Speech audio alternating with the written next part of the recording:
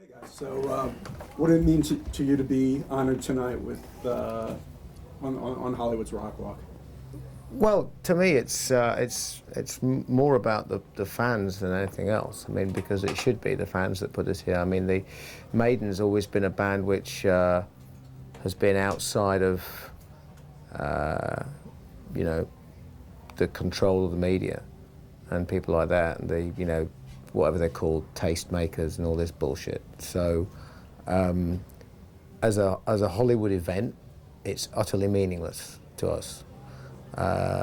As a way of giving some self-respect to Maiden fans who see a sort of a tangible, wow, you know, the band are getting some, you know, some respect or something. It's great. It's great for the fans, you know, and those are the people that really matter.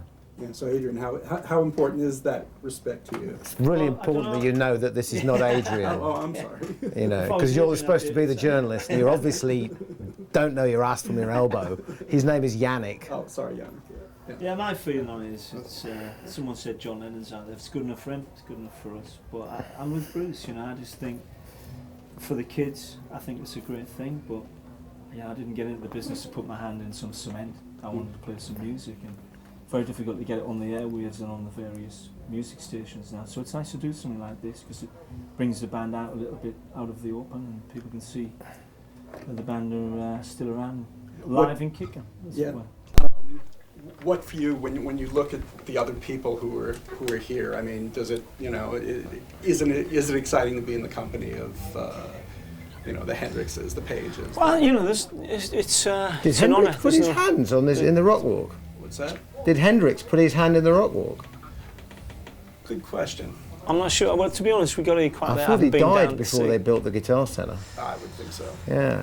But I'm sure he's there in spirit. But he's got a plaque, and I think, you know. Yeah, I know. It's an honour. It's obviously an honour, and we're very proud to be here. But I think if you live your life just wanting to be on the Hall of Fame with your hands stuck in the cement, then you're a bit silly. You know, we want to write good music, we want to play good music to people that want to listen to it. And they're the fans and they're the people that we do it for. And this is great, but you know, as an entity, it doesn't mean as much as the fans coming to see us and having a good time. And like, there's a lot of kids out there tonight, and it's fantastic to see. Yeah. Talk about when you joined the band. Obviously, the band well established, had #1 albums, that kind of thing. You know, well, what was it like coming into this? It was great. I mean, I'd been in bands that had #1 albums as well, so I knew what it was like. I knew the guys from that time, and Bruce and I both started in the new wave of heavy metal. He was in a band called Samson, I was in a band called White Spirit.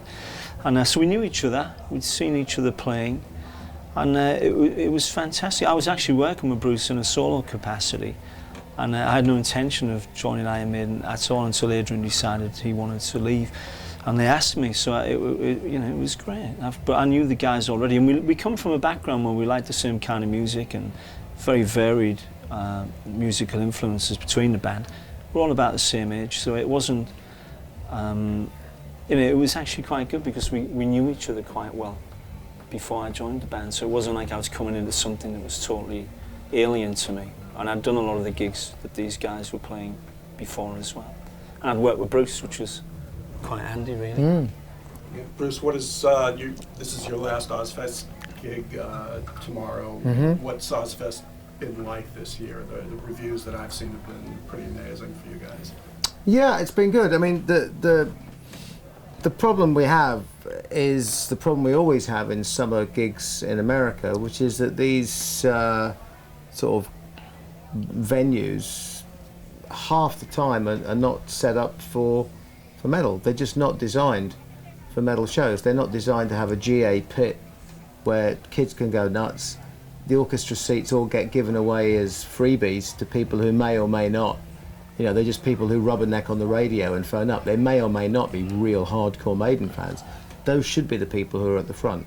So some places it's great. I mean, Seattle was great, you know, because there was a big pit, and you know, anybody who was just along for the ride was at the back. So all we care about is our fans down the front who can participate, you know, because Maiden is a participatory band. We're not an MTV band, we're not a voyeuristic band, and anybody that thinks that we are on stage as some kind of active music video, which is the way that some people seem to, unfortunately, because of reality TV bullshit and all the rest of it, you know, Maiden's a bit of a wake-up call. What's great is the number of kids on this Ozfest who have never ever seen Maiden before, and it's a little sad that the way the concert promotion industry is in America now is that it's so tightly controlled where bands should or should not appeal to certain segments of the audience. Ozfest kind of breaks those boundaries by having a lot of really, really young bands and a lot of really, really young kids who would never normally get given access or be even, you know, mail-shotted, leafleted to, given the information that there were Maiden at shows on in town. This gives them access to Maiden so they can make up their own minds, and they have done, because obviously we're looking at the t-shirt sales, we're looking at the reactions every night, we're looking at the reviews and the buzz, and it's clear that we've made a huge impression on a lot of people that have never seen us before, which is great considering the songs we're playing by choice, simply because this is a tour on which we've chosen, you know, not to play more recent material. These songs are 20-something years old, and these are kids that have never heard these songs, and they're going down, we're blowing the doors off, you know. So it's great.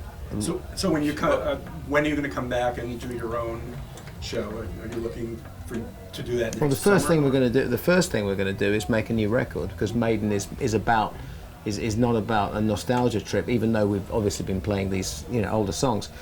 But the important thing for us to do is to make a new record, and and then we'll start looking at the touring situation, you know.